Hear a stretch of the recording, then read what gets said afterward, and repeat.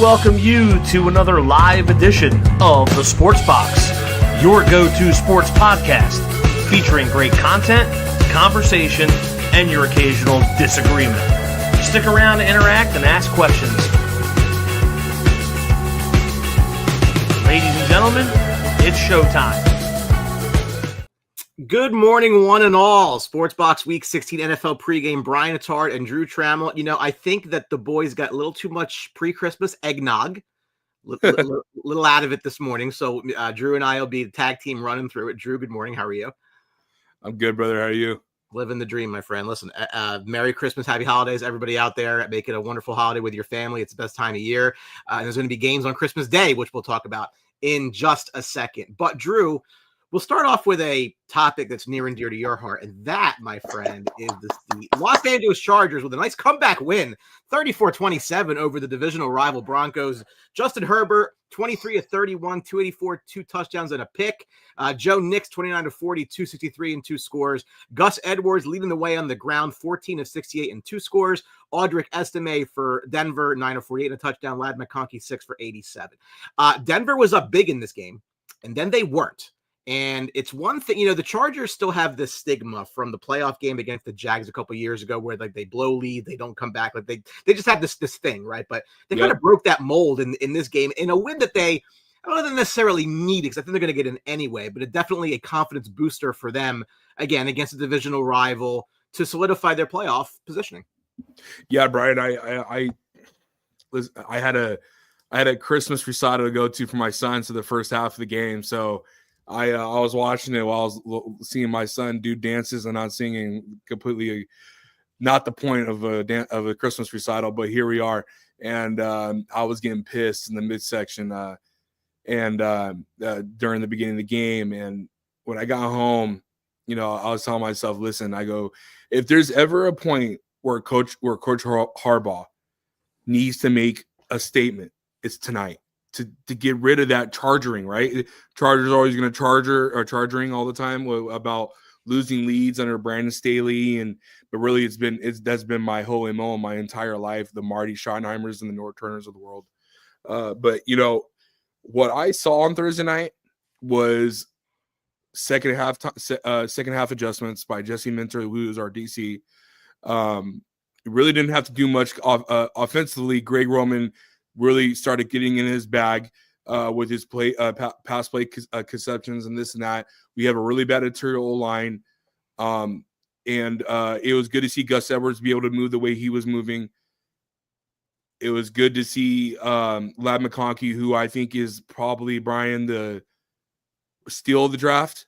I think it's up. I know he was good. I didn't think anybody thought that he was going to be this good. I didn't even think he was. I wanted him. And I've still been trying to find our show from last year where I said Chargers need to trade up to get Ladd. And but yeah, dude, this game, man, I was so pumped, dude. Like I had HOA calling me because I was being too loud. I was just like, dude, like, because I looked at my wife and I'm like, Brian, I was about to text you. I'm like, you already know how I'm feeling. This game's over. And I know it's not a must win, but it was. In the sense of like showing the world and telling the world to shut the hell up. Let Coach Harbaugh do Coach Harbaugh. People are expecting these like, oh, he's doesn't go for it on fourth down. Yeah, because he's conservative. He's been like that his entire life. Why would he change? He doesn't need to change. I don't agree with going on fourth down all the time. I agree about what is best for your defense. And if you want to punt the ball and believe in our defense, which it's been our main point, right, Brian? It's been our main point all year. The offense hasn't been what it is because we have no receivers and we have no tight end. We won't have that great of a running game, but that's what our offense line is built for. That's why we drafted Joe Alt. So it's like, okay, well, let him do his thing. He did his thing Thursday night. He went on fourth down when it made sense twice, and he made the right calls that he needed to make. He's a great NFL head coach. I think people forget how good he was in San Francisco sometimes. It's just like, dude, like let him. He's a winner. He wins everywhere. So just believe in him. And so it's great, dude. It still tickles my pickle when I see him wearing Charger gear. Yeah. I wish my father was alive to see these things.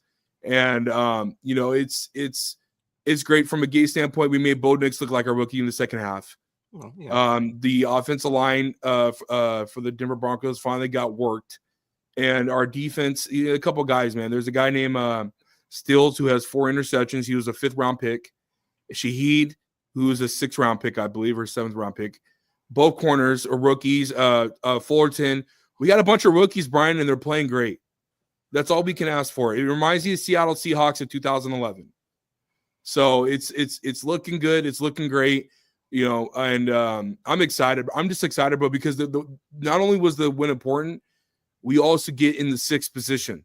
Yes. The reason why it's important to me, Brian, is because I'd rather play Pittsburgh or Houston, especially Houston now, than Buffalo. I don't want to play, but I don't want to just get in. Remember argument all the time. Mm-hmm. You don't want to just to get in, just to get in. Mm-hmm. Yeah, you want to put yourself in a situation where you can have at least a deep playoff run where anything can happen. Yeah, I am not afraid of Houston. I am not afraid of Pittsburgh, and I'm not afraid of Kansas City. I'm afraid of Buffalo, and I'm afraid of Baltimore.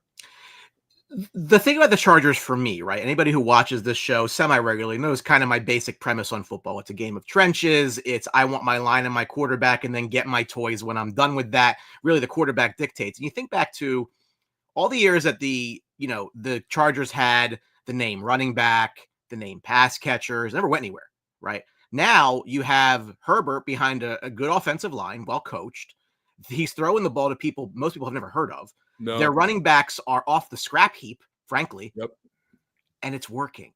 Yep. Like they're a fantastic example of why if you protect a talented quarterback, it kind of doesn't really matter who he's throwing the ball to. He will make pass catchers out of those players. And Herbert's playing great. Team's playing great. And I said this last week, they're going to be a problem in the AFC playoffs. Now, right now they're sitting 6th. So they'll probably, the way it's positioned right now, they'll probably end up going either to Baltimore or Pittsburgh. Not going to be an easy game for them. Yeah. But that's not a team I think anybody wants to play in the playoffs based on the fact of how well they defend and how well they're coached. That, the pretty football, that hasn't worked for them forever. You know exactly what I'm talking about, too. When they had the Keenan Allens, the Mike Williams, and the Austin Ecklers, and this and that, and whatever. The point, and the Melvin Gordons, and you just go down the line of the people that they've had, has gotten them nowhere. But this ragtag group, these guys who are just not household names, but they're getting thrown to by one who's well protected, it's made all the difference. And the defense is, again, that's another thing, is you keep building up your pass rush, you build up your defensive line, it makes a difference. And that's what the Chargers have done. Like I said, they don't get as much play, I think, nationally because they're never going to win their division. It's just Kansas City's Kansas City. I mean, that's just the reality of it. That does not mean that they cannot be a wrecking ball in the AFC playoffs. Again, I don't want to play Buffalo either. You have to eventually. But, I mean, listen, if they go to KC in the second round, that's not a matchup the Chiefs will. No, I don't mind it at all. I that's what I want. So how it works right now, and I know we'll get into the standings here, but how it works right now is we'll get into it. But I'm excited, Brian. You and I have been components ever since I arrived at Sportsbox, and we've been friends before that. But we've been components of tanking, because if you don't think you have a team that's going to win like the 2020 Steelers, we all knew that they weren't going to win shit. But you have to at that point because you're 11-0. But regardless of the fact, if you don't have a team that you think can make a deep playoff run, then you need to take the advantages you can in the offseason. So it's hard to explain that to players. It's hard to explain that to coaches. It's hard to explain that to fans. But we're realistic, and we're trying to be realistic here. So with that being said, man, it was a semi, like I told you from the jump, it was a semi rebuild this year. I didn't have deep expectations, but I told you, Brian, all I want is a winning season because we need it. Regardless, and I'm all about tanking, but you bring a new coach in and all that stuff, you still need to have some type of winning season to show some relevancy that you still can coach in the NFL. He's done that. That's over and done with. Now, Brian, my shift of focus goes to, okay, now get a playoff spot. They can get a playoff spot today if the Miami Dolphins and the Indianapolis Colts lose both their games today. They do that, dude. Now my expectation is this, Brian, which I still think I kind of am. We're on house money now. We're on house. The expectations for the Chargers was never to make the playoffs. It was never to have a winning record. Oh, I don't think this team's going to do this. I don't think this team's going to do that. Yet they have done it. No one pegged them to be 10 wins. They are playing the New England Patriots next week and the Las Vegas Raiders.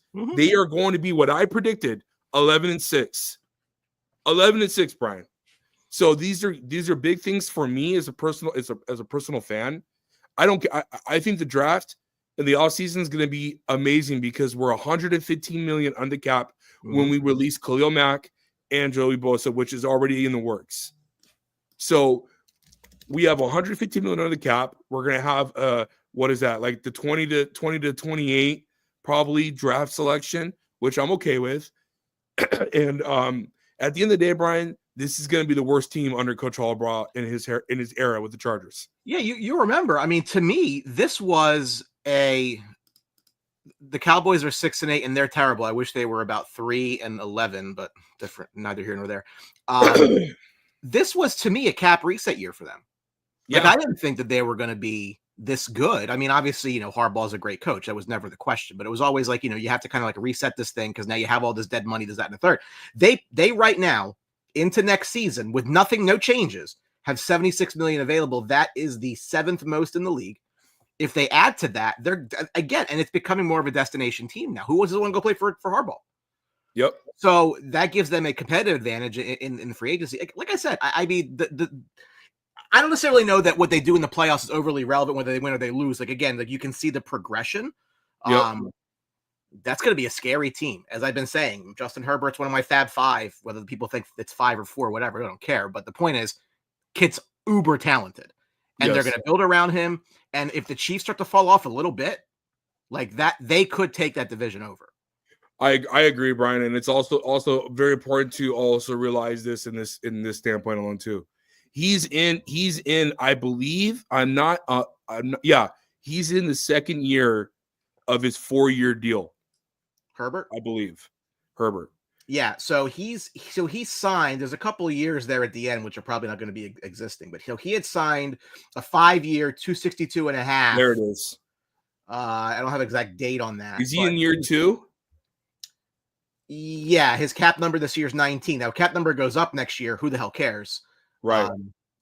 He's only 26. I mean, like that's the thing too. Like this is not like a 31-year-old. Like this, he's gonna be so good. So what I'm saying about Brian, when do you think, from a financial standpoint, he continues to? Obviously, he's gonna have way better skill set around him next year. Mm-hmm. When do you get to a point in this current contract where he's at, where you would say, okay, we need to add in more years? Would you wait till after year 3, which is next year, in his current deal? So it depends on how you want to restructure a cap, right? So the largest, he goes to 37 next year and 46 the year that which are doable numbers for a quarterback in this league. It goes to 58 and then 71 in 2028, which you know what the cap's going to be at that point. I think by the time he's 29, they're probably talking about the idea of restructuring it to bring the cap number back down again, because now you have your dead money's not as bad like in 27, 28 compared to where it is right now. Yeah. So that's what I think. Okay. I have not heard this. I will say this. It's been my opinion that if they win the Super Bowl, he's done. He can go marry a billionaire and be done with his life. I think that's probably his.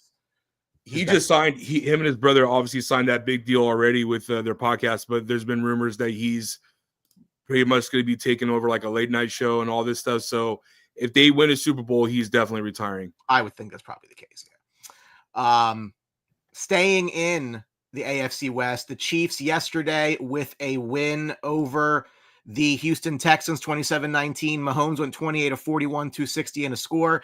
CJ Stroud, 23 of 39, 244, 2 scores, 2 picks. Kareem Hunt led the way on the ground, which probably pissed off anybody who had Pacheco in their fantasy semifinals. 11 of 55 and a score. Mixon also probably had made you upset, 14 of 57. Worthy led the way through the air. Tank Dell with just an awful injury after having a really, really good game for Houston. You saw the emotion there from CJ Stroud on that one. So again, I'm not surprised the Chiefs won the game. The Chiefs just win football games. That's what they do. If you're Houston though, right? Like again, not a big receiver guy, but they're down Diggs now. They're down Dell now. Does that change your perception of their ceiling when it comes to what they can do in the playoffs? I was already changing it. This is a team that's not playing well offensively, even with those 2 players on the field. CJ Stroud's having a sophomore slump. It's like there's nothing alarming to say about that. It happens. His offensive line, now I will say his offensive line is one of the worst. He's been hit almost 50 times or sacked almost 50 times, I believe. I believe he's at like 42 or something like that before the game started against the Chiefs. Go ahead. David Montgomery is targeting a return for the divisional round. And they're going to have a bye in the wild card if they win. Yeah. That's huge. That's huge. We'll see. Hopefully he doesn't put himself in a big-time risk, but that's huge. Yeah, man. So, like, for the Texans, this is what I'm saying. I want to play against them because they're not that great. Their defense is not that great. Their whole line is very suspect as it comes to against good pass rushers, which the Chargers have. But yeah, the Chiefs looked absolutely amazing yesterday. Mahomes on a bum ankle, 216 a touchdown. Brian, he's the best quarterback in the NFL, and it's not by far. Bum ankle. I hear you. The levels of what Patrick Mahomes is able to do compared to Josh Allen is astronomical. Mm-hmm. And people don't want to have that conversation because Josh Allen's this and Josh Allen's that. I love Josh Allen. But let me tell you something. Patrick Mahomes is a different beast, Brian. We talk about it all the time. You and I are always on the money when it comes to postseason quarterbacks. It's a different beast. Mm-hmm. Who's proved it? Who hasn't? Patrick Mahomes went toe-to-toe with Tom Brady in the 2018 playoff in Kansas City. Yeah, they lost, but the dude came back in the fourth quarter against the Bill Belichick defense and was able to tie the game with 8 minutes left. He's amazing, bro. He's just an amazing quarterback that can read defenses, that knows what to do, how to manipulate the pocket. He does everything that you would ever ask for. He's something that Dallas would love to have. It's something that the Chargers would love to have. Yeah. Patrick Mahomes is way better than Justin Herbert. He's way better than Josh Allen, and he's way better than Lamar Jackson. And I love all three of those dudes. It's just that simple. It's levels to the game, Brian. And Mahomes is the level. You know what it is? It's this permeation of fantasy football and how we judge real football these days. Yeah. And because like the Chiefs are not blowing people out, because he's not putting up 400 yards a game, like all of a sudden, well, he must be terrible because the referees or this, that, and third, their defense. The point of football was winning football games. Yep. And they do it better than anybody. Yep. Okay. So like you think of who do you not want to see your team play in the playoffs? He is numero uno. The guy finds ways to win. It doesn't always need to be a 400-yard game. Sometimes just actually just having a good enough running game where you can just control clock. You don't need to just have big payments or anything like that. Right. A good enough running game that you can do it and just wear teams down. I agree. It doesn't always need to be downfield. I agree. But that's what I'm saying. I really think the Tyreek Hill trade was a blessing in disguise. Sure. For this team. I really do. I really believe that because they were able to emphasize the defense. People forget the story, Brian, about Mahomes taking less money to make sure they get Chris Jones. Like that needs to be. Chris Jones is the anchor of the Kansas City defense. He does things that we probably will never see in a very long time because we didn't think that we would see an Aaron Donald. And I'm not saying he's Aaron Donald, but damn sure he's close to it, Brian. He's a stopgap defensive tackle that is a savant when it comes to being a pass rusher. They line him up, Brian. They line him up as a D end. They line him up as a D end when they want to. That's disgusting. Mm-hmm. So, yeah, man, I agree with you, bro. I agree with you. Patrick Mahomes is he's a dog, Brian. He's just a dog. So, and if he wins another one this year, Brian, I'm not afraid, and I'm very conservative when it comes to my quarterback list. He will be in the top 5 for me. He will be in the top 5 greatest of all time. He could retire and be in the Hall of Fame if he wins the Super Bowl this year. People are just waiting to just like crown somebody else. Like there's just as a Yankee, they don't like him. They don't like him. They get personal with him. Yeah, but winning breeds contempt.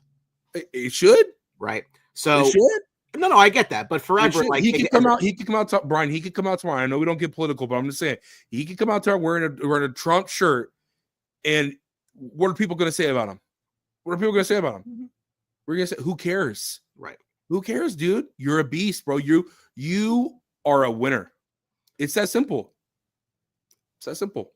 as a Yankee fan, like everybody hates Yankees because the Yankees used to win all the time. I get that. That's fine. Everyone's like, this is the next one. Oh, this is going to be the Bills year. It's going to be the Ravens year. Listen, it is the Chiefs until it's not. And it might not be, but it's the Chiefs until it's not. Someone's got to prove they can beat them in the playoffs. Yeah, I agree with you. And they have not lost. Only 2 teams have done it. Yeah, and they haven't lost a playoff game since Tyreek Hill left. That's a stat. You need to put that in our sports box. That is a stat. They have not lost the Super Bowl since he got, and he's a phenomenal receiver. That's a stat, dude. So again, like, they're going to get home field again. Like, do you really? I mean, again, Buffalo can go in there and win. Don't get me wrong; they can. It would be a great. Yeah, they already have. Yeah. Baltimore, I think. I don't know. I mean, they almost did it in week 1. It's not going to be week 1. I don't think Pittsburgh can do it. I honestly think if anybody, I mean, the Chargers present a very interesting foil for them because of how well they know each other. Yeah. But again, I mean, right now, if you ask me who's going to the Super Bowl, I still think it's Kansas City. I can't. And I don't blame you. I'd much rather be wrong about that than just pick somebody else just because I want to see it somebody else, I agree, brother. So the other game yesterday, the Pittsburgh Steelers and the Baltimore Ravens. Baltimore with a pretty decisive win, 34-17. Lamar, 15 of 23, 207, 3 touchdowns with a pick. Russ Wilson, 22 of 33, 217, and 2 touchdowns with a pick of his own. Derrick Henry on the ground is Derrick Henry, 24 for 162. Jalen Warren, 12 of 48. And Zay Flowers has been their number one guy for quite a while now. 5 catches for 100 yards. It's a game that I think, again, now we'll talk about playoff positioning in just a little bit here, but it puts the AFC North back in a bit of a battle now the rest of the way as to who's going to get that home game. Again, we keep saying it's going to be Pittsburgh's going to fall off, but they're running out of time to fall off. I mean, I know they lost this game here, but still, it's a divisional game. Things happen. But you got to feel pretty good. If you're Baltimore, again, you started at 0-2. You're sitting there at 10-5. You're probably not going to get to Buffalo, but you got a decent shot at the 3 seed right now. Yeah, dude, I agree. Yeah, I watched a little bit of this game yesterday. I watched mostly the second half. That interception that Lamar threw, I looked at me and my boys. We were there from our son's birthday party, and we were like, okay, let's see what Russ can do because he can. I believe it was 17-20. What was it? 21 or no? It was 24-17 when Lamar threw that pick. Yep. In the 4th. Yep. And Russell right away throws a pick. And I'm like, okay, let's go pay the check. Mm-hmm. It's game. And it's just like, dude, you can't allow that to happen. You got to capitalize on the rare mistakes that Lamar does when he throws the ball. I think that's only his 4th of the year. 4th. I mean, all the rest of them in tips. So solely, it's been like this is only like second one. That was a bad read and a bad throw. But with that being said, Brian, I mean, the Steelers are falling. They're falling apart, and we're gonna have to see what they can do. Because from a rushing perspective, they're not good. Najee Harris has been terrible. Jalen Warren's been in and out of the injury list all year. Pat Freiermuth is still not being targeted and used. Mm-hmm. No George Pickens, which sucks because it takes away from 2 guys covering him. Sure. So, but give respect to Wilson. It's not a bad stat line here. I don't know what his QBR and passer rating was, but I don't know, man. The Steelers are really confusing to me. I don't know what more you can get out of it. I think they're still in first place. Is that right? Are they in first still? They're first place. I think strength of schedule or whatever it was. But here's the thing, right? So they play. We're going to talk about this in just a second here, but they play Kansas City next week. Then they got they got 2 home games left. The Bengals. They got Kansas City next week. Mm-hmm. They'd love to. Oh, it's on Christmas. Yep, they'd love to play spoiler the Bengals. So we'll see. Now the Ravens. Alternatively, if I go to what their schedule is, which again we'll go break down this a little bit more in a bit here, but the Ravens end up with the Texans and the Browns. So, yeah, I'd like to think that the Ravens have the inside track to the North title here. At this point. I agree with you, dude. And also a little caveat here too as well. The Chiefs they still have to win next week. Yeah, because if they lose, and Buffalo wins today and next week, they're only a game out. Mm-hmm. So then week 18 is going to matter. So Chiefs need to win next week to guarantee themselves a bye, if I'm correct, right? Because they'll be up 2 games on Buffalo. It depends what Buffalo does, right? So what Buffalo, we'll talk about the Bills, obviously. So Buffalo's at 11-3. The Chiefs are 14-1. So the Chiefs can get to 14-3. The Bills can get to 14-3, and they beat them, right? So Buffalo is head-to-head. At this point, if Kansas City wins a game, they got it. If Buffalo loses a game, the Chiefs got it. They lose today, the Chiefs got it. Okay. All right. So which, yeah. Which, by the way, is probably not going to happen. No. That's breaking news on the sports box. Yeah. Buffalo's not losing. What's crazy, Brian, is that you look when you look in the past, you can see, wow, dude, like the Texans and the Rams really caused the Buffalo Bills not to get the 1 seed. It's crazy. Listen, Chris Wilson he's had a couple of these. So I can't Chiefs. With all respect, I can't discount this. I respectfully disagree, which doesn't mean anything. He's been right a lot longer than he's been wrong. So I agree. That's interesting. Again, I'm not as big on Buffalo as everybody. I mean, again, the running game's great. I don't know. Lamar has an opportunity here to break that playoff stigma. Yeah. Like, I think he has to win a big game for them. Like a real one. Like, you know what I mean? Like a game that you're not supposed to win, that you go in there and get a win. Because they had the road last year. They had the 1 seed last year. Chiefs went and beat them. Yep. So, I don't know. We'll see where that goes. Staying in Baltimore, semi-surprising news, semi-not surprising news was that Diontae Johnson was released after they just traded a 5th-round pick for him. And, well, for him in a 6th. It wasn't they gave up that much. But what the hell happened? Like, he didn't even get on the field for them. Like, did he, like, just piss somebody off from the jump? I mean, did he insult somebody's mother? I mean, like, my God, like, get him on the field. We'll have a 30 for 30 here soon in a couple of years about what happened with Diontae Johnson with Carolina and now with the Ravens. I don't know, man. Seems like a diva. Seems like just diva stuff. He complained about not getting the ball after the Chargers game, running all the routes and not getting one target, I believe. And ever since then, it's been a trickle down effect with how he acted at practice. Didn't show up. I think it's unprofessional. You don't show up to practice and you don't show up to meetings. Teammates started calling him out. Guarantee you, Lamar's like, just cut him. We don't really need him. I personally don't want him. I hope the Chargers. I just think he's becoming that cancer now. I feel like all these Pittsburgh Steelers are a bunch of cancers, man. Receiver wise. Well, to their credit, they know when to cut bait. True, they've done it. Here's a trivia question: Who did they trade before Antonio Brown? What receiver did they trade where they didn't want to keep him? Was it? Wait a minute. No, I know this. Because he was having diva Mike Wallace. Yeah, okay. Took me a second. I'm 40 now. Traded him, and remember, Mike Wallace didn't do anything. Yeah. Antonio Brown obviously did something. He won a ring with the Bucks, but yeah, seems like they know what to do, man. Mike Tomlin, man, he's babysitting. That's part of his job. You got to give him credit. Again, all these teams are afraid to walk from these guys, but it's like they don't. They do what they got to do. They do what they got to do. I don't know, and I don't know that he could. He got somewhere else. Yeah, I mean he could. Oh, he will. Yeah, he'll be claimed. Where's the fit? Where's the fit? Could he go back to Pittsburgh? You could.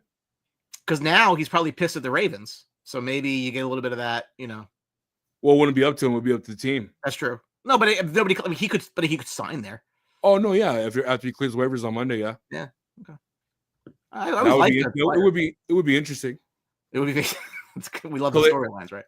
Calais Campbell there in Miami loses today. He's getting cut. Yeah. Which is something that the Atlanta Falcons should have done for Tony Gonzalez. I hate that, dude. I hate the fact that they don't do that for their veterans. But yeah, I'm happy to see Calais Campbell go to. I hope he goes back to Baltimore. Ben Johnson is intrigued by the Bears head coaching job. Oh, that's the head coach. What are your thoughts on having games on a Christmas Wednesday? Now, if you're paying attention, I absolutely love it. Well, listen, here's it. So it's the 4 teams that played yesterday, which will play on Wednesday, right? So they give them the same break that the Sunday to Thursday people get. So it's not like it's like a huge thing, right? But that's what they're just basically round robin. They're playing each other on Wednesday. It's on Netflix. So Netflix obviously gets WWE Monday Night Raw starting on January 6th. They're starting to get into that live sports thing. So we'll see where that goes. The whole Jake Paul, Mike Tyson fight, apparently people had streaming issues. I did not pay for better internet. But yeah, I don't hate it.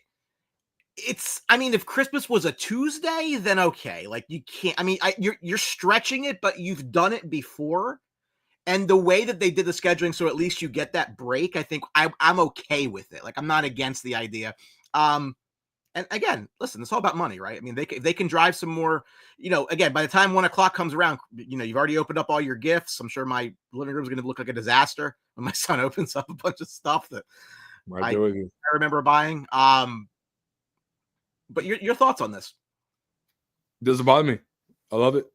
From a player standpoint, I would be so pissed. From a fan standpoint, I love it. Well, I mean, what more would you want to ask for on Christmas Day? I don't want to watch basketball. Yeah, I was going to say, who's mad? It's the NBA. Yeah, well, NBA sucks already as it is. The ratings are down 40%. They want to keep on appeasing to the woke liberal minds, then have fun. Like, it's not going to work for you. Eventually, sooner or later, it's not going to work for you. People are not going to be losing interest, which they are. LeBron's probably under some Diddy accusation, so he left for 2 weeks. And it is what it is. I stopped watching basketball when Kobe Bryant retired. Yeah, seriously, that was the last player to go hard every game and not worry about I need days off or load management. That's a problem with the NBA. But that's the thing, right? So as a hockey guy, primarily first and foremost, hockey players, they actually want to go out and play with injuries. They don't care. Yeah. If you've seen guys with broken jaws, with full helmets and everything like that, like there was a guy who had like basically a heart attack on the bench, tried to go back in the game. The same, like it's a different breed. Really? The NBA has become so. The problem with there's correlations between the NBA and baseball, and that baseball's become home run or strikeout. The NBA's become 3-pointer dunk. Like there's no mid-range game anymore for me. So I think the college game is so much better and so much more interesting. But they got to be pissed about this. They haven't done a good job of marketing their stars. And to the credit of the NFL, who do we have on Christmas Day? Patrick Mahomes, Lamar Jackson, CJ Stroud. Like it's not as if you're not putting premier guys. It works for the NFL. Why does it work for the NFL? Because there's only 18 games. Yeah. So you have to play. Your stars have to play, unless obviously they're really hurt. You know what I'm saying? Like these cats have 82 games, right? A lot of things just doesn't work for the NBA. The NBA has to figure itself out. So, but I for Christmas on Wednesday, dude, Brian, I'm excited, man. This is the first time we've had football on Christmas. So to sit back and to be able to watch games on Christmas and Thanksgiving, so are my 2 favorite holidays. You know what's going to happen though, right? I'm going to predict this. I'm going to predict this. You're going to have stories of, hey, the kids just got a PS5, but dad's watching football on the TV. They can't play their new game. So I actually have multiple TVs. My house, we have like 8 TVs in my house. It's sick. I don't know. I have a problem. Speaking of a problem, before we get into the last talk before we get into the games today. So the Atlanta Falcons. The Falcons are switching gears. They are starting Michael Penix Jr. the rest of the way, likely to release Kirk Cousins after the season. You will remember that in March 2024, Kirk Cousins signed a 4-year, $180 million deal with $100 million guaranteed. And everybody and their mother was like, what the hell are you doing drafting Michael Penix? And the problem for me, right? So I have this discussion probably once every 3 weeks with my Packers fan friend, Ryan Havermail, who's been on the network before, where I say, I hated the Jordan Love pick. And it's not about Jordan Love. It could have been Joe Montana. The point of the matter is when you have a quarterback, you should be using your resources to help said quarterback. Yes. So if you're going to sign Kirk Cousins, which whether you think is whatever, that was their decision, that's fine. for them to go use 8 overall to draft his eventual replacement is not putting your chips in, right? I am a very big pick a direction and go, right? So you can't do both. I don't believe you can effectively do both. If you're trying to do two things, you're going to fail at both of them. So either A, if you're going to sign Cousins, draft somebody that's going to help Cousins, or at least help your starting roster in some way, or B, then don't sign Cousins, draft the quarterback and go. Either way, those are two viable options. No different than what Green Bay did with Jordan Love when they already had Aaron Rodgers. I don't dislike Michael Penix as a quarterback. I think he's going to be very, very good. I like him more than others, and I think that the whole idea of we're going to like let him simmer at his age made no sense to begin with. I mean, that also was stupid. But if you're Kirk Cousins, like, you go there thinking you're going to be the guy. They don't tell you what they're doing. They draft your eventual replacement, and now he's got your job with 3 games to go. I have a lot of thoughts. I'm trying to be respectful because I, as a fellow brother in Christ, I love Kirk Cousins, but the Atlanta Falcons. So there was a rumor that Bill Belichick didn't want the Falcons job when he found out they signed Kirk. It pissed him off. So that was another layer of why Bill possibly left. But with that being said, it's a different topic, different day. Kirk Cousins should not be complaining at all. You got $180 million. $100 million guaranteed. You're coming off an Achilles surgery that, for most people, Brian, you're not gonna be the same as you once were, a la Aaron Rodgers. So it takes a full year for you to get the surgery, to get repaired, to get the proper work that you need to get back to rehab yourself, and then it's another year to get back to what you could be, right? It's a 2-year process. So 2 parties are wrong. Kirk Cousins being a little child for the reports because he was blindsided they got Michael Penix. Whatever, dude. Get over it. You being benched is justified.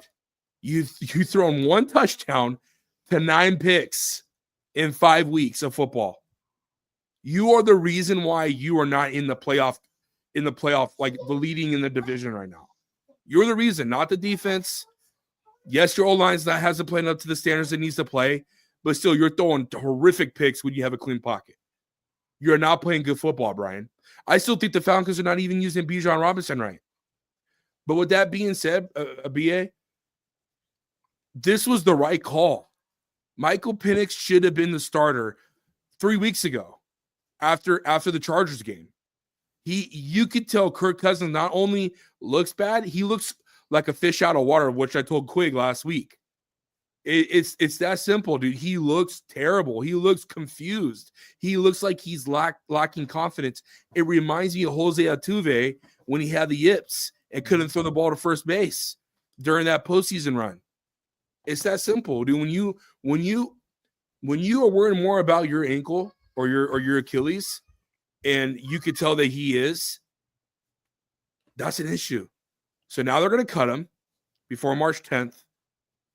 He's going to be a free agent, and we're going to have a Jordan Love situation on our hands where people are like, oh, no, why did you pick him 8th overall or whatever the case may be when you could have gotten Michael Penix probably in the 2nd round? But then we heard reports of teams wanting to get him, the Raiders and whatever the case may be, right?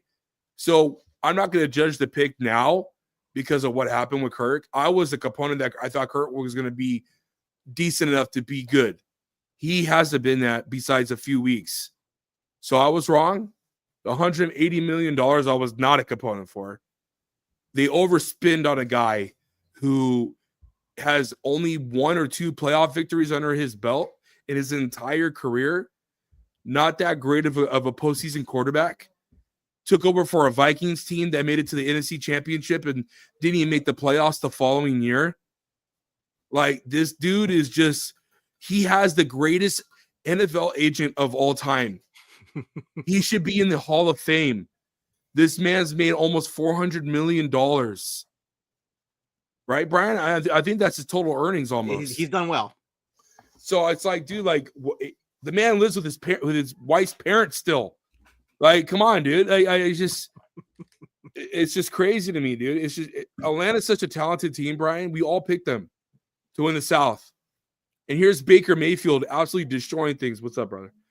Got a line of question. If you have a second, hey man, check us out on the Blitz in the morning. Dude, we do fantasy football. If you have a second full PPR,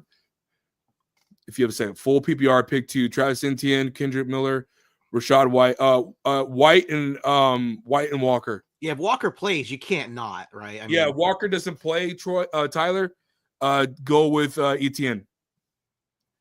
Definitely won't go Kendrick Miller. He's already in the doghouse for missing 2 catches last week. Yeah. So I hope that helps out, brother. Thank you for joining on the show. But yeah, Brian, that's it. That's we don't need to get more into it, but other than the fact that he's going to be a free agent, and I wouldn't be shocked if the Colts signed him just because of Matt Ryan going there. So Raiders, Giants. Because if the Giants don't go for the quarterback and they go for a Travis Hunter, I mean, that's a viable option. That's not a bad idea. That's not a bad call. I think that's what you're looking at. It's they're worse. O-line wise, Kirk cannot move. He's a stick in the mud. That's the problem with it, Brian. He can't move. He needs to go to a team that has a good O-line or a decent O-line, or the Giants better invest in O-line. You know what I'm saying? I mean, but I think he's going to go to a team that missed out on drafting a quarterback. Well, yeah. And he's got a lot of money, so he can pretty much do whatever he wants. Like, it's his need to go sign for big money. Well, according to the verbiage of the contract that I was reading from one of the guys, was that he could be paid the minimum, like Russell was this year, and still getting paid from Atlanta, right? I mean, that's how it works. There's some offset language, yeah. Yeah. We'll see. I just look, they're going to be the first team, I think, in 40 years to have top 8 guys, their own picks at quarterback, running back, receiver, and tight end. Like, their drafting has always been kind of screwed up to begin with, and we'd be like, why are you doing it in this order? Whatever. I mean, it's just, again, it's not me taking a shot at Penix anymore. It was me taking a shot at Love. It's just like, I just don't understand why you can't pick a direction and go. Are you trying to contend or are you not? Not saying that, he's going to win him a Super Bowl. That's what I'm saying. But they thought they were trying. You don't sign Kirk Cousins if you're trying not to win. Oh yeah, right. Like whether we think they can or not is irrelevant. Like, they think they can. I agree. So, and we'll start right there because, ironically enough, it is the Giants and the Falcons today. Atlanta's laying 9.5. 43 is the number. The Giants are the first team since 2012 Cardinals to have 4 players all attempt 20 or more passes and each average less than 6.5 yards an attempt. It's not good. To your point about Kirk Cousins, Atlanta's average just 14.4 points a game since week 10. That's the 3rd worst in the NFL. So you know why the change was made. You're 7-7. Actually, before we do that, because I actually got ahead of myself. We'll get back to that in just a second. I forgot. We're doing this first. So we'll get to that in a second. We'll get back to that Falcons game in just a minute. Your AFC playoffs. What stands out to you?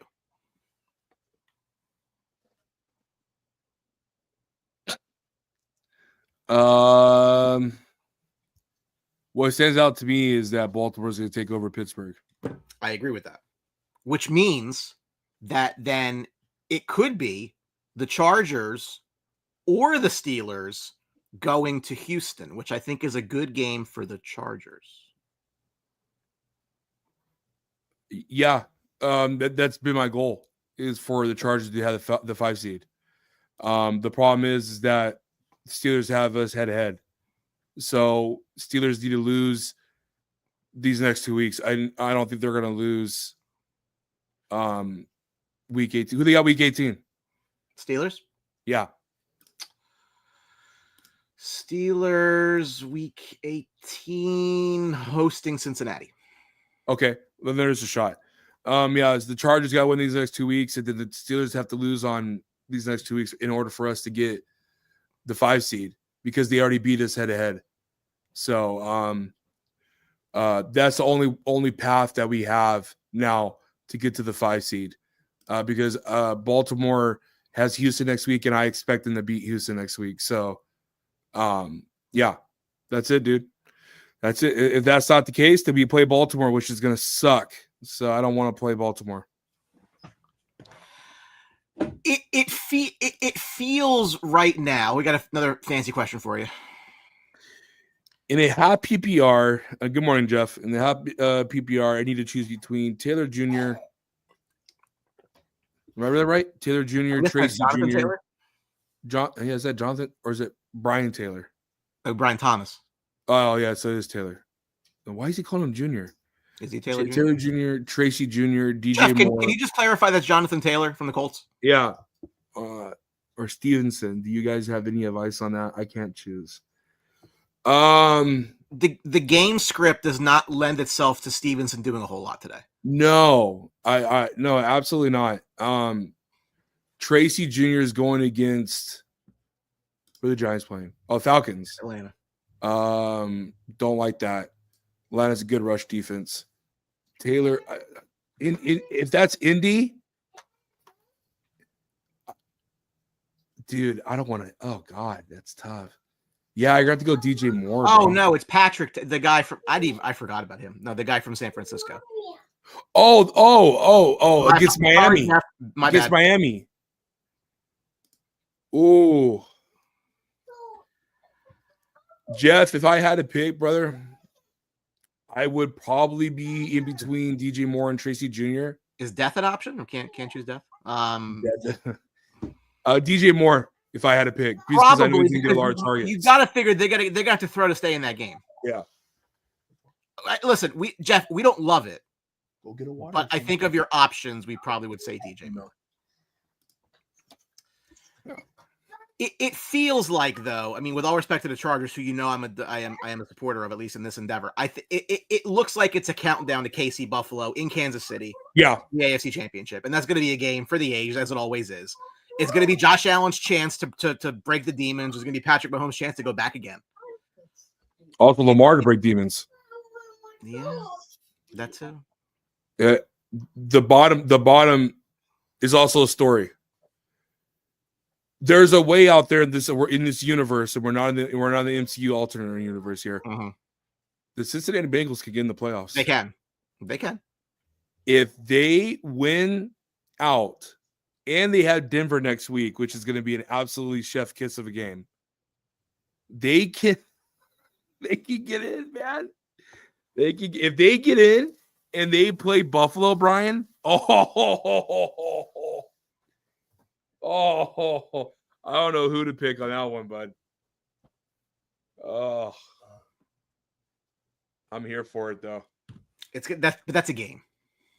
That's a game. In the NFC, it's a little bit tighter at the top. So Detroit's got the Lions today. The Eagles have the Commanders. I think the Eagles then finish up with the Cowboys. Who cares? The Lions still have the inside track. But as I've said this before, I think of any team, home field means the most to them because of how they're structured and getting it in the dome, out of the elements. They've been pretty much, I think, 13 of their games this year have been inside. So, again, Detroit controls their fate. They really need to get that 1 seed. And I think if they do, it's probably them in the Super Bowl. Oh, man. I don't know. I'm really trying to figure out what would be best for Detroit. I'm really on the component of Philadelphia making the Super Bowl. And I hate that. I hate saying it. I hope it doesn't happen because I have to hear from my brother. I'm also in that tree. Yeah, I know. You put yourself in the fire every day almost. Oh, that's fine. I know it's fine for you. You find the enjoyment out of it. These people have. You remind me of Gerard Butler from Law Abiding Citizen. Dude, I got a guy telling me about. First of all, it doesn't know the difference between Travis Henry and Derrick Henry. By the way, telling me about how. Oh, look at that big running. I'm like, dude, first of all, no, Baltimore's always run the ball well. Oh yeah. It's their offensive line. They try to like engage with me, and they don't realize like I don't care. I have no filter. I just I don't care. Join outside the box. We have a blast. Everybody loves to hate me, and that is very exciting for me. I love that shit. Yeah, man. So just looking at this entire thing, dude. I mean, obviously we're gonna have the AFC South race all the way. Only way. I cannot. Can you zoom in a little bit more, Brian? I can't. On the standings? No, okay. I don't think that I can. So we have the scariest team. I know we're gonna go week by week by this, but the scariest team right now for me, Brian, to be honest with you, is Minnesota Vikings. They're the scariest team. I just cannot figure out what they're gonna do offensively, if they're gonna show up every week or not. But I know defensively they're nasty. So that team scares me a little bit. So does the Rams. But so does Tampa Bay. NFC, I feel more confused with the NFC than I do the AFC.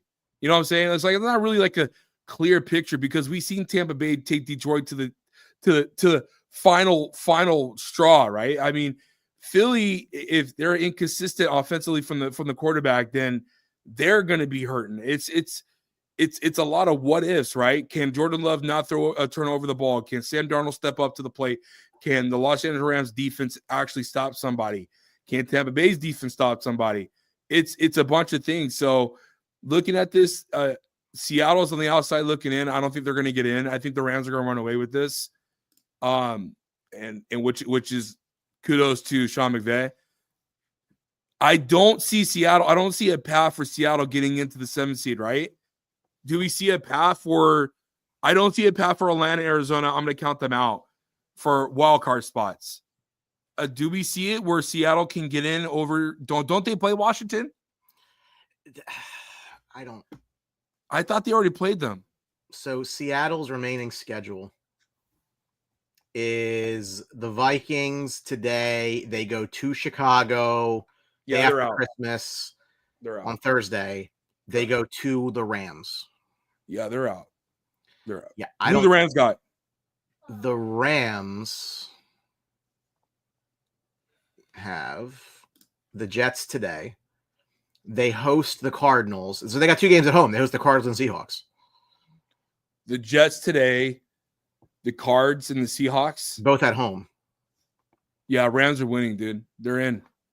Great call by us. It's a dangerous team. That's a dangerous team. Rams are in, brother. So we'll put the Rams at the 4th seed. They're going to stay there. But here's the thing, though, right? You got to assume if this all holds, the 3 and the 4 are going to have some – they're going to face Minnesota and Green Bay. Yeah. That's not ideal in any way. No, because Philly's going to play – unless the Lions lose, Philly's going to have the 2 seed, and they're going to play the Commanders, which is who they're playing today. Correct. So we're going to get a lot from this game. I just don't think the Washington's going to be able to keep up. Green Bay is going to go against Tampa. Green Bay's not going to pass up Minnesota, Brian. What about Arizona? Minnesota's locked in that 5 seed. So Arizona, assuming they win today, will get to 8-7. They get to 8-7. Let's say that the Rams are 9-6. That game next week is massive when they go to the Rams. Who's Arizona playing today? They are in Carolina. Okay, yeah, they should get that win. Should. It's the NFL. Yeah, and this is the same team that just got their asses kicked against Seattle 2 weeks ago. Mm-hmm. My God. Yeah, there is a way. There's multiple ways. There's a way for Atlanta to get in. They can win 2-3, and Washington lose the 3. That Rams game next week is going to be must-see TV, especially if they both win today. That's why it's Sunday night. That's why I got flexed. Yeah. That's NFL. No, it's is it Sunday night? Saturday night. Saturday night. It's Saturday night? It's Saturday night. NFL Network. Is it college football next Saturday? They don't care. Hell? I know you don't care. The NFL does not care. They do not care. I believe there's 3 games on NFL Network next Saturday. Why Saturday? Because they can. Because now they want more games to be like unopposed. They want those playoff matchups unopposed. Yeah, next Saturday. Are you serious? No, the Chargers play at 1:00 on Saturday next week. No, I know the Chargers play. Yeah, so next week, right? We're gonna have 6 games before Sunday. Oh my God! You got the 2 on Wednesday, Chiefs, Steelers, Ravens, Texans. You got the Seahawks and Why Bears. is there one on Thursday? Yeah. What's the point? Chargers, Pats, Broncos, Bengals, Cardinals, Rams on Saturday. And then you have on Sunday 1, 2, 3, 4, 5, 6, 7, 9 games. Bro. 1, 2, 3, 4. There's only 6 1 o'clock games next You're week. telling me this and then next Monday. Saturday? And then Monday. Brian, next Saturday I'm busy watching football. Oh my God. Yeah. It's about right. So the Falcons and the Commanders, which is another big time game, is Sunday night. Mm-hmm. No, yeah. And then you have the Lions and Niners on Monday. Mm-hmm. Oh. So between Wednesday, Thursday, I mean, there's literally football 5 out of 6 days. Let's do a happy dance. You know that, right? So Wednesday, Thursday, Saturday, Sunday, Monday. My wife, how we get divorced? Oh my God. You guys just saw Jesus. Tell her it's my fault. She'll hate me. So I'm Be like, move over to Brian's house. I gotta watch football for podcasting. Oh. I always tell her for research necessary needs. Yes, it's R&D. You know. Look, this game. In this game, yeah, dude. Michael Penix is going to be the story of the game, obviously, right, Brian? Sure. He's my sleeper of the week this week for fantasy for bettors. I think we're going to see a lot of just timid throws to make sure you put in Bijan Robinson for catches. I'll take the over. On the Giants flip side, I can care less. This is tank season like no other. The only interesting thing from the Giants in the offseason is going to be, is Brian Daboll going to survive Black Monday? That's it. I really don't think it's his fault. It's not, but you know that people are gonna the uneducated, I call them, the pretenders of football are gonna call for his head because they like new shiny toys, which is they're idiots. So Brian Daboll is not in fault for what happening to these Giants, but he has a hand because he couldn't develop Daniel Jones, and they gave him that contract. See, just like the GM should be fired. I've said this a million times. I think that I want to see Daboll with his guy. Oh, I agree. If Daboll hits the market, that's going to be a hot name. He should be hired immediately. Yeah, like the Raiders or something like that with Shedeur Sanders coming in, if they can get him. I mean, listen, Brian, Giants shouldn't be drafting Shedeur Sanders. They should be drafting Travis Hunter. That should be their draft pick. Like, that's the thing, though. Could you imagine, though, like, if they finally go draft a quarterback and they get rid of the guy who they brought in to actually, like, get... Oh, that'll be stupid. It'd be stupid. Dion knows how good Brian... He's talked about him before, how good he is, especially went to Buffalo and developed Josh Allen. People want to always say, oh, Diggs, this, Diggs, that. No, dude, Brian Daboll had a hand in that, too, as well. The guy knows how to develop quarterbacks. The problem is Daniel Jones looks like Forrest Gump every time and just doesn't know what's going on. That's the problem. Jeffrey Winter is a New York Giants fan. If he's still watching, Jeff, do you want to keep Brian Daboll? Please let me know. I'm pretty sure the answer to that question is yes. I would much rather see him get the shot than try to again. I don't know. Look, Atlanta's going to win. I don't think that's nobody's really worried, I think, about that aspect of it. David Jones. Daboll is not who we thought he was. Neighbors has been barely used in the offense for a couple months now. Yeah, but David, who's throwing him the ball? He's also been hurt, Dave. Who would be a better quarterback? He missed 2 games. Drew, who would you rather have at quarterback? Would you rather have Tommy DeVito or David Jones at quarterback? David Jones. I would agree. Fun fact: David Jones used to be a high school pitcher. Used to throw 90. Even better. miles per hour. So even better. I didn't even know that. I had a catch to hit one time, almost died. I picked him sight unseen over. Oh, yeah. Right. David Jones' favorite quarterback of all time is Aaron Brooks. Yeah, I know he's laughing when I say that. Drew, did you know that today is just the second time this season that the Detroit Lions will play outdoors? That's insane. Their schedule: home Rams, dome; home Bucks, dome; Arizona, dome; home Seattle, dome; at Cowboys, dome; at Vikings, dome; home to Tennessee, dome; at Green Bay, outdoors; at Houston, dome; hosting Jacksonville at home, dome; at Colts, dome; Hosting the Bears, dome. Hosting the Packers, dome. Hosting the Bills, dome. That's insane. The rest of the way, they got the Bears today. It'll be cold. They go to San Francisco, and they host the Vikings. So outside next week, this week, next week's outside. If they get the 1 seed, that's it. Unless it's Super Bowl. Can I ask you a question? You know what really bothers me here about this, and you're a pretty smart guy, I would say. I like to think so. Yeah, we don't need to talk about your net worth, but listen, dude, like could be worse. Domes, the Buffalo Bills, for the teams that are getting new stadiums, right? Buffalo. Why is that not a dome? You know what? It is the dumbest thing. So I've made this point to people all the time. I say, I love going to hockey games. I'm inside. Stop. I watch people that go to Green Bay, and it is like 5 degrees outside, and it's rain or whatever, or it's raining. Could you imagine paying hundreds of dollars to go sit in god awful weather? Like that is the most I will never do that. Well, I get it. I get Green Bay because it's tradition. It's probably one of the most recognized stadiums you could ever, like Wrigley Field, right? They don't want to get rid of it. But like, dude, like the lack of domes where these new stadiums are being built is really just pissing me off. Because it's just like, dude, you're going to complain about the weather, but yet you're not going to fix the solution. Fix the situation. It makes no sense to me whatsoever why people are making up these new stadiums and not putting domes in them. Every stadium should have a retractable roof. It's that simple. Jerry Jones was ahead of his time. You should have done what Jerry's done. Follow the blueprint.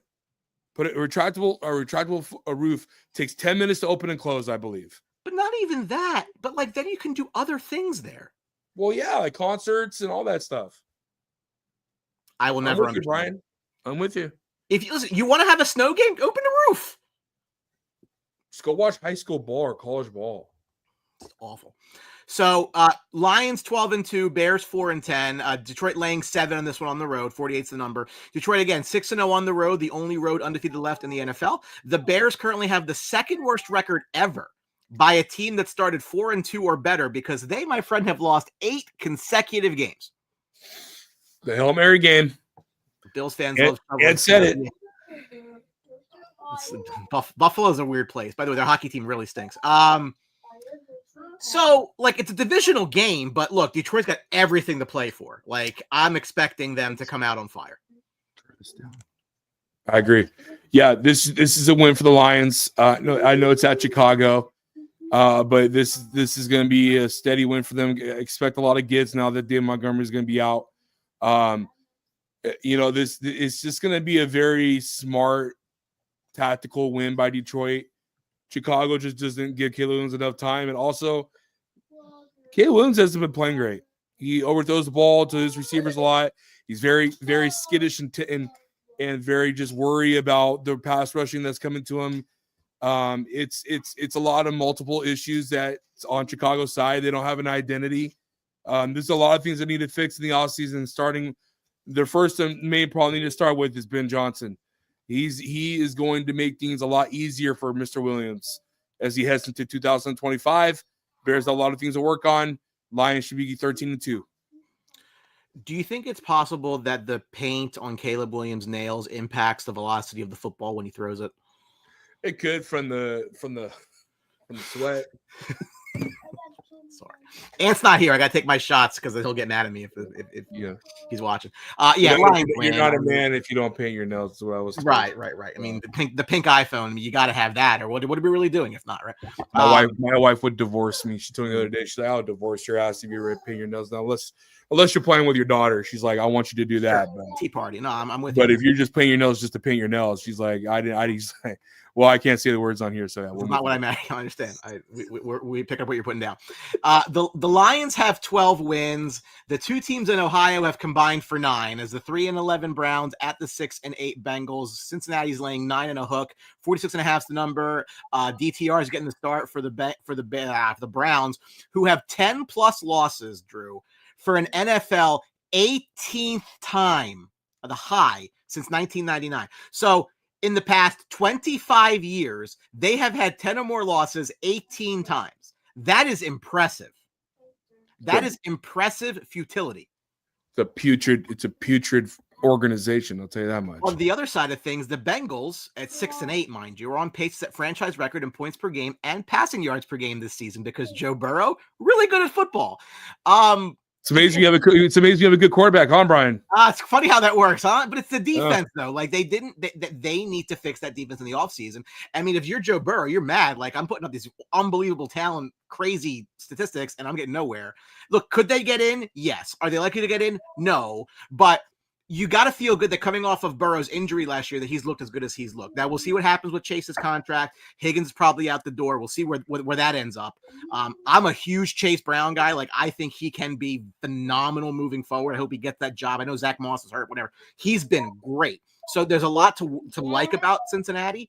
This is a game where they should blow the doors off their cross-state rivals. Now, I know things are a divisional game. 1,000% they should, but it's a division rival game, so you always got to give it a little bit of a credence when it comes to dealing with divisional rivals. But I agree with you, Brian. If there's ever a game, the way they're playing right now is offensively is they're playing with a chip on their shoulder, which is scary. But they should win today, Brian.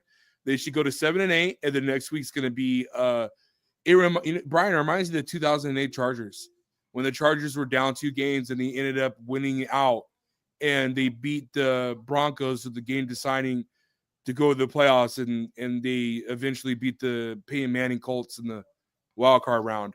One of the greatest games ever played. But it reminds me of that a little bit, Brian, with the Bengals. And I'm here to tell you that the Bengals will find a way to get in. Yeah, I'm making that claim.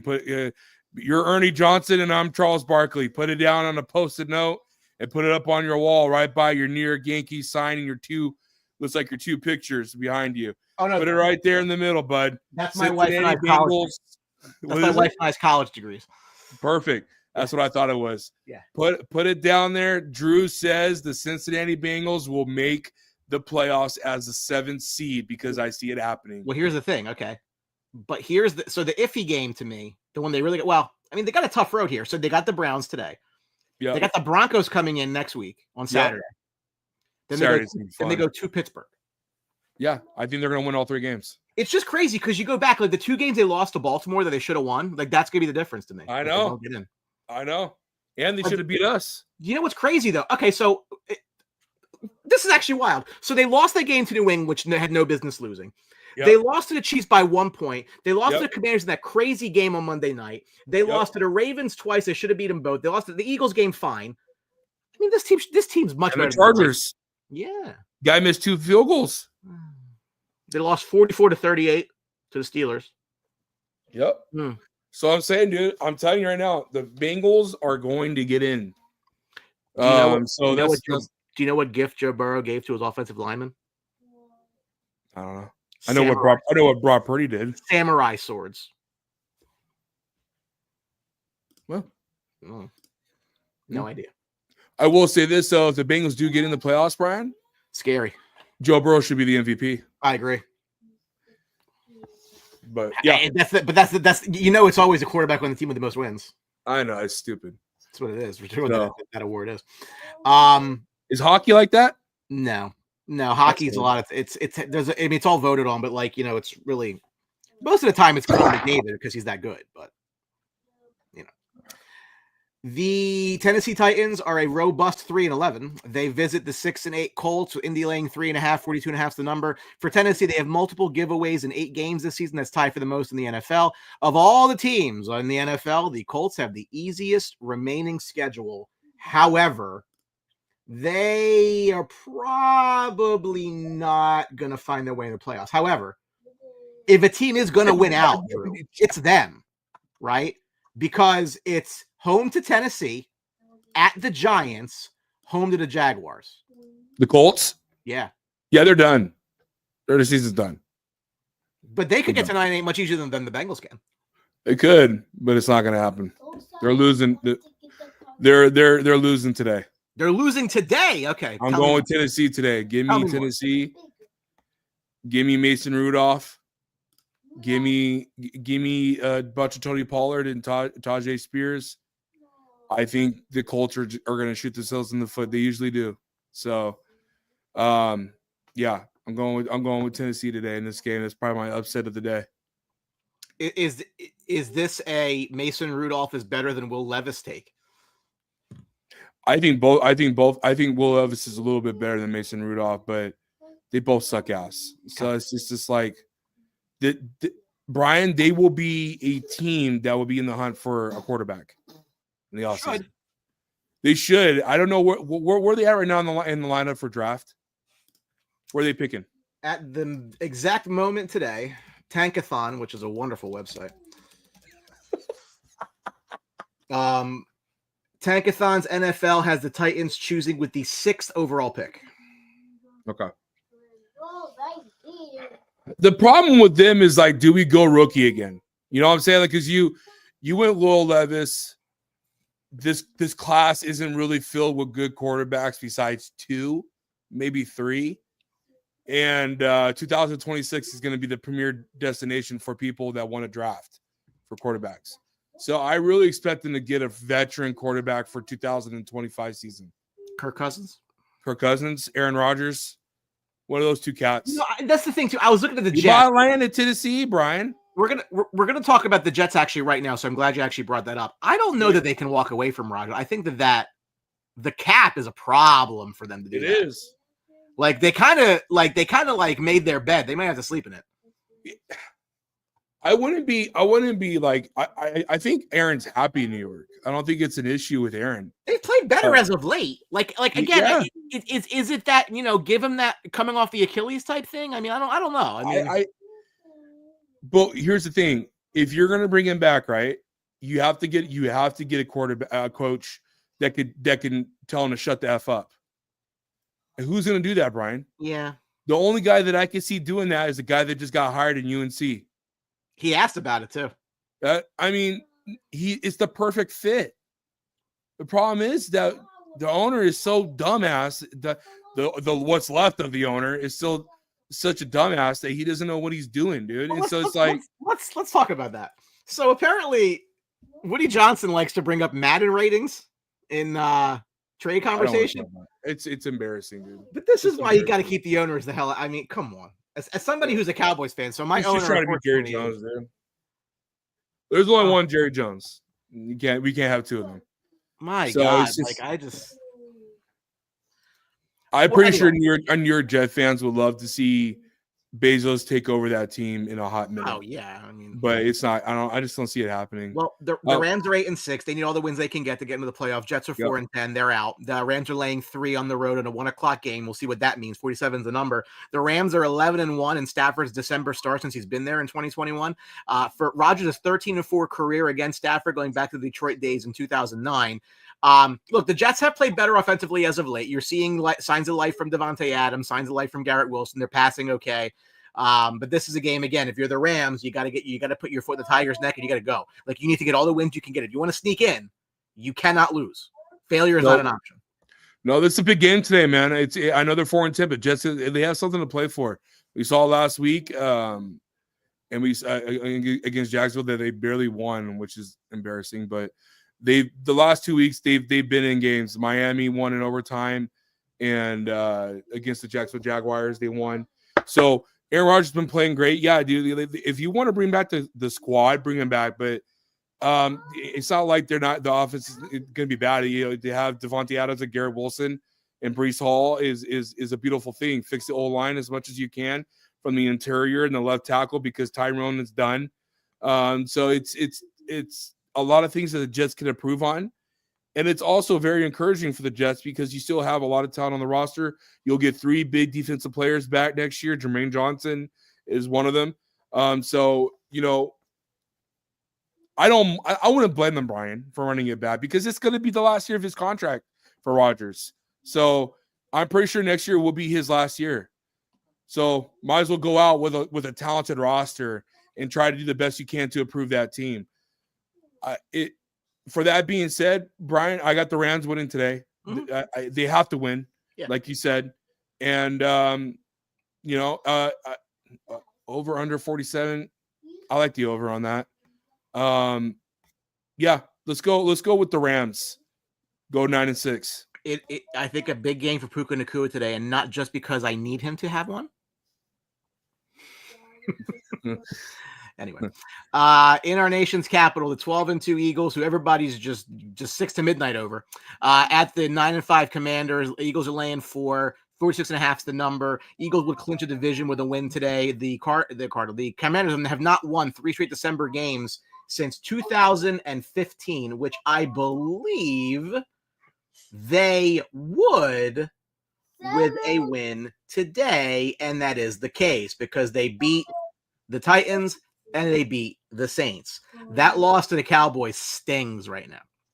Stings. It really does. This is a game where, again, the Eagles they peaked early last couple years, so we'll see where they are today. I kind of think Washington's got a fighter's chance in this one. I like them a lot with the spread. I don't know if they win the game or not, but I feel like they just split with the Eagles. Like I just feel like that makes sense to me. Yeah, I can see why people would say that. I understand it, Brian. I get it, but I think the Eagles know what because. To be fair, Brian, I know you don't like the Eagles, and I don't like them either. But we're when we do the show, we're very fair when it comes to talking about greatness. Yeah, I don't just dislike the Eagles. I wish death, but that's a whole different conversation. Go ahead, as you were. Right, just like his name that shall not be talked about in here. Yes. And so, with that being said, brother, I really believe in my heart of hearts that who do you think is the most complete team in the NFC? Would you agree that it's the Philadelphia Eagles? Listen, I'm on record. I think the team's fantastic. I think if they had a different quarterback, they'd be unbeatable. Right. Like, I really think he is their weak link. But from a complete team standpoint, sure. would you say? I don't disagree with that. Okay. So this is the game they need to win, right? Because they do need that bye. They're right there. They're tied with the Lions at 12-2. Mm-hmm. Who do the Eagles have after today? So I believe the Eagles schedule gets really super easy. I think it's all NFC East. So it's the Cowboys. They got the Cowboys and Giants at home the next 2 games. Okay, so what about the Lions? The Lions is not as fun. The Lions they're in Chicago today. They go to San Francisco and they host the Vikings. Yeah. So I made the prediction last week. If you don't remember, I said the Philadelphia Eagles will end up being the number 1 seed. I think that's going to happen today. I think it's going to happen this week. I'm sorry, these next 2 weeks. And they're going to get the 1 seed. They're going to be able to get the bye. Detroit's going to shoot themselves in the foot. All the injuries, it's not shooting themselves in the foot. It's just all the injuries. There's so many injuries in that defensive side, and there's only so much you could do for the next man up mentality. We saw it against Buffalo last week, Brian. Buffalo waxed that ass. So I'm just saying they go against the Minnesota Vikings, Brian. I'm taking Minnesota. Because they are complete from a defense and offensive side. If they go against Philly in the championship game, Philly's gonna wax their ass. It's that simple. It sucks. But they need that game. But if they get that game at home, it might be a different story. I agree with you, but they had the home game. I agree with you. Their defense, Brian, their interior and their second level, which is their linebackers, they lost their main guy. Malcolm Rodriguez was an absolute animal, and they don't have that. So it's an issue. Now I know Aiden Hutchinson can show up in the Super Bowl, but that's a Super Bowl. You got to get there first. Go through the journey. The journey, man. That's gonna be tough for them, dude. So I'm going Eagles today because the Eagles know that if they win today, and they had such winnable games these next 2 weeks, they could get the 1 seed, which would be a shocker to a lot of people. So going Philly here today, boys. Sorry, Commanders, you're going to be 9-6, and it's going to be really tough for you to get into the postseason with all the teams learning on your back. The Commanders schedule the rest of the way. So they got the Eagles. They host Atlanta next Sunday night. Good game. Then they go to Dallas to finish the year. And Dallas could play spoiler, dude. They could play spoiler. If Dallas could somehow lose to Washington but beat the Eagles, that'd be hysterical. That would be. Not banking on it. If there's ever a win for you to want to have, is the Dallas gets Philly. I mean, and the funny thing is, I need Dallas to lose for my own edification. But no, yeah, I agree. I hear you. The 7-7 Arizona Cardinals flying cross country to play the 3-11 Panthers, Cardinals are 5-point favorites on the road. 47 is the number. Arizona is 8-24 in week game 11. Yeah, in games since week 11. Yeah. Since 2020. It's the second worst in the NFL. For Carolina, you're seeing some signs of life from Bryce Young. He's a touchdown pass in 7 straight games since returning as a starter, which is why you really need to like stop like labeling these guys as busts like that quick. Again, you want to take shots at his size. I get you. But again, when you dump a guy like that into a situation with nobody around him, like nobody around him, I don't mean like the offensive line is just a joke. So like, again, breathe. They're not in the quarterback market, in my opinion. I think they should see him through and see where that goes. This is a game, though, that I think Arizona just really, really, really, really, really, really needs if they do intend to try to sneak into the playoffs, which, look, it's a great story, right? I mean, this team was not a very good team last year. They got Kyler Murray back. They have lost. I mean, they were in a 4-game win. They've lost 3 of their last 4. They lost 3 in a row prior to the win against the Pats last week. So this is a game I think they do need. They go to the Rams next week on Saturday night. They got the Niners at home. Ooh. Yeah, like for them to like that, if they win today, like that game next week, if they lose today and they go to 7-8, like there's not as much juice in that Rams game next week. No, they have to win today. Yeah, which they will. They will win today. But yeah, shout out to Bryce Young, man. It looks like he's learning to anticipate throws where the receivers need to be for his lack of size there to say. But yeah, shout out to Dave Canales, man. Just being a good coach and developing Bryce as much as he can, not losing faith in him. We're so quick to just judge players real quick and call them busts. That's why I give players a 4-year window, just like their rookie contract. Are you worth it or are you not? It's that simple. So Bryce is going to have a lot of pressure year 3. Be a lot of pressure on him. Off season, head into the season, they're going to improve the team as much as they can. But it's going to be really interesting to see what Carolina's going to do in the off season. But obviously the Carolina fans want them to lose. They want to get the highest draft pick they can, trade back, get whatever you can get for assets. Right? It's kind of like what the Chicago Bears did. This is what the Carolina Panthers need to do. That is the way. So on the flip side, Kyler Murray should have a good game today. Marvin Harrison Jr., I want to see a little bit more of an uptick on him. James Conner went absolutely bananas last week, fantasy-wise. Cardinals should be killing it today. It should be at 8-7, and there should be a lot of juice, like Brian just said, for next Saturday night's game, because that's going to be a good game. I love James Conner today. Yes. He might get 3 touchdowns. Like that's the kind of game that like he could have against the team today. Yeah. Absolutely. Look, they're honestly like of all to me, like they just stand out as a team that's like they've come from nowhere. Again, Kyler's like not my favorite quarterback in the league, but I think as a passer he can be effective. He's got to watch himself, running because he can get hurt doing that. Marvin Harrison, I think, has underwhelmed. Trey McBride needs to get a touchdown for the love of God. He's still one of the best tight ends in the game. He is. Oh, absolutely. That's why he should get a touchdown. He maybe get. You know what? He's getting a touchdown today. I said it. I'll put it on my parlay just for you. Fantastic. Let's go. I need him on my fantasy team as well. He's been fine. Love it, brother. Yeah. Love it. I think the Cardinals get a win today. Moving to the games at the late hour, the Vikings at 12-2 against the 8-6 Seahawks, who are laying 3 on the road, over under 42.5. The Vikings could become the 3rd team since 1970 to start 12-2 or better and not win their division. Think about that. Seattle, on the other hand, has not made the playoffs without Russell Wilson or Pete Carroll since 2007. Might not happen this year either. Say that again? Hold on. What? Say again? They have not made the playoffs without Russell Wilson or Pete Carroll since 2007. So Brian, they were in the playoffs just a couple years ago. They lost against the San Francisco 49ers. Pete Carroll was there. Oh, Carroll. Mm-hmm. Dude, that's a stat. Mm-hmm. So where do you find these things? NFL Network primarily. Good Lord. Wow, the Rangers just scored a goal 17 seconds in. How about that? What's the score? 1-0. How are you guys doing this year? Not well. Oh, they've actually like hit the shitter hard the last. They I won thought you guys like made playoffs last year. They were a very good team last year. This year they're struggling. What happened? Players get old. Players get old. Oh, okay. I mean, again, could they fix it? Maybe, but right now they're against a team I think is very good in Carolina, and they have a 1-0 lead, 17 seconds in, which is good for the vibes.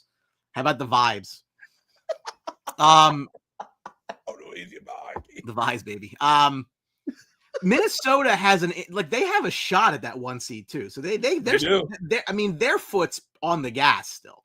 And you go to Minnesota's schedule and see what we got cooking there. Minnesota. Okay. Minnesota after today, they host Green Bay and they go to Detroit. Ooh, they could do it though. They could do it. Ooh, that's tough. Philly's definitely going to want them to beat Detroit. You know, the Vikings started off 5-0. They lost 2 and they've peeled off 7 wins in a row since. So, yeah, I agree. Get a win here. For me, man, it's Minnesota today. I think the Seahawks are the outside looking in. They had their shot and they lost that opportunity. Geno Smith is banged up. This will be his last year as a Seattle Seahawks quarterback, I believe, in my opinion. They have to move on. Mike McDaniel needs to get his guy. Vikings, what I take from this is parity. It's good to see that the NFL has a lot of parity because there's a lot of teams that are fighting for that 1 seed heading into week 16, which is nothing like it was last year. So this is dope. I'm happy to see this. It's going to be a good game. I got Vikings winning this game. I'll definitely take the over on 42.5. Yeah, I got Minnesota, brother. I think they need it. It's crazy. I mean, both teams need it, but I just have more faith in Minnesota than I do Seattle. Yeah. That's all. Tied for the biggest line of the day is the Buffalo Bills, who are going to beat the living hell out of the 3-11 Patriots. 14 is the spread, 46.5 is the number. New England has lost 4 straight and been held under 25 points in each of those games. Buffalo is the only team since 1970 with 15-plus touchdowns, no turnovers, and no sacks in a 3-game span. They've been on fire. They're going to win again today for what should be rather obvious reasons. Yes. Let's not overthink this, kids. No, not at all. This is just it's gonna further improve his MVP stock for Josh Allen. That's the only thing to look forward to in this game. This game would have a little bit more juice, Brian, if the Chiefs lost yesterday, but they didn't. So Bills are gonna win. They'll go to 12-3. There'll still be 2 games out for the number 1 seed against Kansas City. Josh Allen and company should handle business. I do want to see Drake May. He's probably I don't want to make that claim, but it seems like he's the best rookie quarterback so far this year for what he has around him. Yeah. I like Drake May. You know, Drake May a lot. You know who he reminds me a lot of? Who? Justin Herbert. Justin Herbert? I see a lot of Justin Herbert. I can see it. But yeah, I like Drake May, dude. If you're a New England fan, my co-host who I just did the Blitz with is a diehard Patriots fan. So we were just talking about how at work the other day, how excited he is of his future. And I said, dude, I see it. It's you give that guy some doable players around him, offensive line, most importantly, it's going to be nasty. New England. If you're a New England fan, you should be happy of the year that Drake May had. So it's going to be, how could you not? Yeah, it's going to be exciting to see what he's able to do next year. But yeah, this is going to be Buffalo's division for probably another decade. As long as Josh Allen is Josh Allen, Patriots are going to have to be. Listen, if you're a Patriots fan, you should be happy, dude. You have what, 5 rings? What's there not to? Yeah. Yeah, you should be happy of what you own the 20s, the 2000s, and the 2010s. So it's like, you had 2 decades of great football. It's Buffalo's turn, and we'll see what Buffalo can do in the postseason. But Buffalo's so talented because of Josh Allen. Josh Allen's one of 3 in the NFL. So, Buffalo's winning today, boys. Buffalo's winning today. Josh Allen might not finish the game. No. Which is going to hurt fantasy managers. There you go. Pit of misery game is the Jaguars visiting the. I just heavy clicked that one. Sorry. The Jaguars 3-11, the Raiders 2-12. Vegas laying 2.5 at home. 41 is the number. Brian Thomas Jr. leads all rookies with 8 receiving touchdowns, despite the fact he's been catching balls from Mac Jones for a little while. Brock Bowers needs just 109 yards to break the rookie reception record. Crazy. Tight ends. I was critical of the pick because I'm like, you need so much else, but he's been so good for them. So good. If they can get a quarterback in there, I mean, they really, you have a shot to offensively do a couple things. I mean, look, in this game, guys, though, winning is losing. Yeah, Period. it is. It really is. It is. And you know that they're in the sweepstakes because they want that number 1 overall pick, because they could control their destiny and what they want to do. I'm talking about the Raiders, obviously. But honestly, this is a game of who's gonna get fired first on Black Monday. It's that simple. Yeah, Dougie. It's a lose-lose situation for Peterson and Pierce. But I expect both coaches to be gone for the 2025 offseason as they head into it. It's gonna be, that's the only interesting thing from this. Other than that, dude, Bowers was the right pick for the Raiders.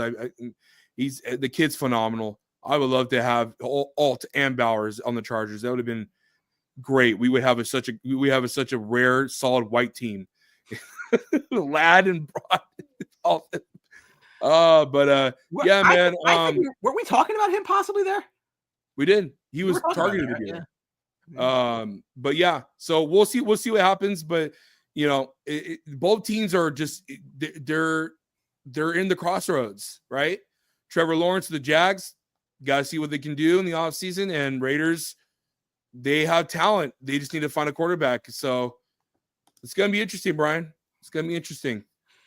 Listen, I mean, I get a lot of flack because I'm a Trevor Lawrence guy, but as I've said repeatedly, there's a difference between talent and production, and he's in a horrible spot. It just is. Like, I think that if you can get some solidification around that team, I think that he can be extremely, extremely good. May never happen. You know, again, some really talented guys like Ryan Leaf sometimes never produce. That's the reality of it, right? So we'll see where that goes. I'm more bullish on them moving forward. I think the division's very winnable for them moving forward, but they got to get a better coach in there. They got to get some help for Trevor. We'll see where that goes. But I do think in this game, you really want to lose. Do not win this game. This should be a punt fest. Yeah. If they're smart, which they're not, but if they were, it would be a punt fest. I agree, brother. Last game in the afternoon window has the 49ers coming east to play the Dolphins.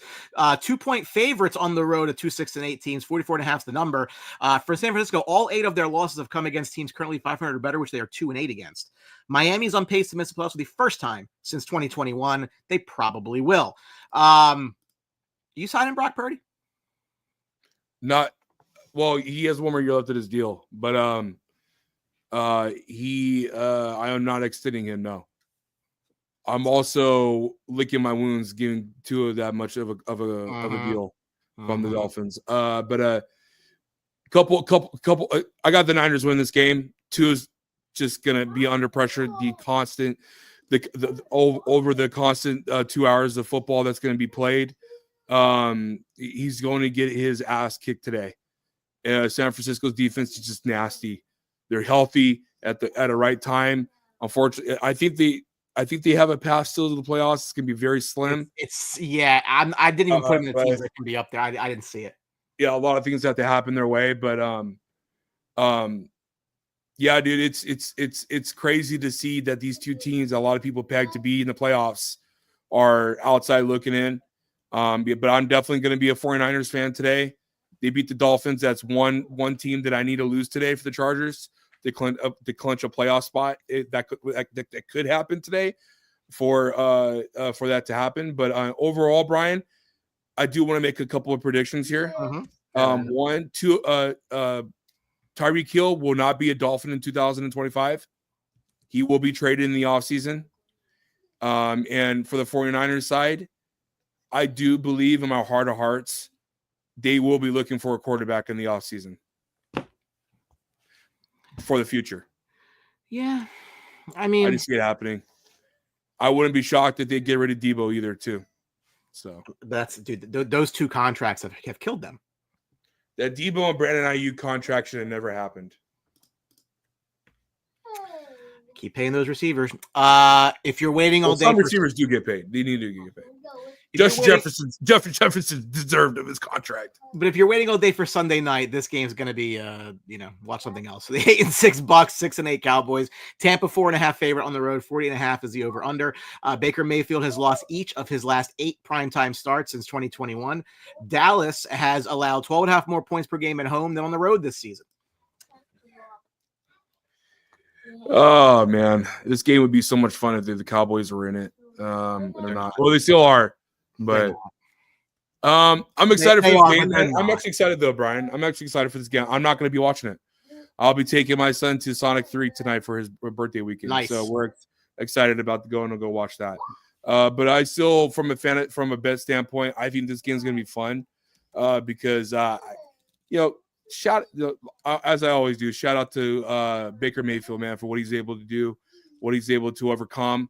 He destroyed my Chargers last week, and now tonight he gets a chance to put his team in a position to be 9-6, which I think a lot of people did not expect the Bucs to do that after losing some defensive pieces that they did and losing Chris Godwin.